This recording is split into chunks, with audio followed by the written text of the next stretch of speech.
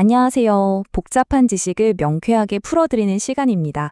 오늘은 명리학의 아주 중요한 개념이죠. 바로 정관.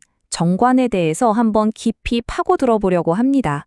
이게 단순히 규칙, 통제 이런 걸 넘어서요. 우리 삶의 질서를 만들고 또 새로운 가능성을 열어주는 힘에 대한 이야기거든요. 본격적으로 시작하기 전에 우리 스스로에게 이 질문 한번 던져볼까요? 가끔은 정말 혼란스럽잖아요. 이 세상 속에서 나 자신을 단단하게 지탱하고 이게 맞는 길이야 하고 이끌어주는 힘은 대체 어디서 오는 걸까요? 오늘 우리가 탐구할 이 정관이라는 개념이 어쩌면 그 답을 찾는 아주 중요한 열쇠가 될 수 있습니다. 자, 그럼 정관이란 대체 뭘까요? 명리학에서 정관은요, 한마디로 나를 제어하고 바른 길로 이끌어주는 합리적인 규범일 듯합니다. 근데 이게 그냥 억누르고 억압하는 그런 의미 아니에요. 오히려 사회적인 책임감, 명예, 그리고 안정적인 삶의 기반을 다져주는 아주 긍정적인 에너지라고 생각하시면 됩니다. 오늘 우리가 함께 떠날 여정은 이렇습니다. 먼저 정관의 기본 개념을 확실하게 잡고요. 이어서 서양 철학의 거장들이죠. 베르그송, 니체, 그리고 들레지의 시선으로 이 동양의 지혜를 새롭게 한번 들여다볼 거예요. 그리고 마지막엔 이 모든 관점을 하나로 모아보겠습니다. 자, 첫 번째 관문입니다. 바로 프랑스 철학자 앙리 베르그송인데요. 그는 정관을 살아있는 생명력이 조화롭게 질서를 만들어가는 과정으로 봤습니다. 바로 이 말이 베르그송 생각의 핵심이에요. 그의 대표 개념인 생의 약동, 그러니까 폭발하는 듯한 생명력 있잖아요. 이 힘이 정관이라는 합리적인 틀과 만나면서 비로소 조화롭게 뭉쳐지고 사회에 단단한 질서를 만들어낸다고 본 거죠. 여기 보시면 정관의 특징들이 베르그송의 철학이랑 정말 놀랍도록 딱 들어맞죠? 정관의 합리적인 규범은 생의 약동이 질서 있게 뿜어져 나오는 방식이고, 안정적인 기반을 다지는 건 생명력이 조화롭게 응축되는 과정인 거예요. 그리고 사회적 책임을 통해서 마침내 견고한 질서가 만들어지는 거죠. 결국 정관은 생명력이 사회라는 틀 안에서 창조적으로 발전해 나가는 과정 그 자체입니다. 그래서 정관의 기운이 강한 분들이 보통 이런 특징들을 많이 보여요. 기본적으로 성실하고 책임감이 강하니까 조직을 안정적으로 이끌고 계획을 세워서 목표를 꾸준히 이뤄내죠.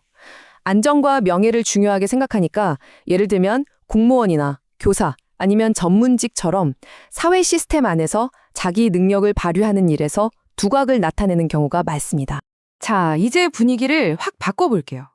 조화와 안정을 말했던 베르그송과는 완전히 다르게 프리드리히 니체는 정관을 아주 치열한 투쟁의 과정으로 해석합니다. 니체한테 정관은요, 밖에서 누가 시켜서 하는 통제가 아니에요. 내 안에 있는 힘의 의지가 스스로를 더 강하게 만들려고 사용하는 도구인 거죠. 사회 규범이나 책임감 같은 저항을 이용해서 자기 한계를 시험하고 나약함을 깎아내면서 더 강한 존재로 거듭나는 일종의 자기 정복 과정인 셈입니다. 이 부분이 정말 흥미로운데요. 니체에게 자기 통제는 더 이상 수동적으로 따르는 게 아니에요. 오히려 자신의 힘의 의지를 확장시키는 가장 적극적인 방법이죠.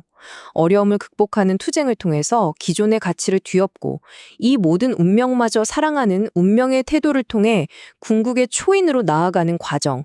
니체는 정관을 바로 그 과정 자체로 본 겁니다.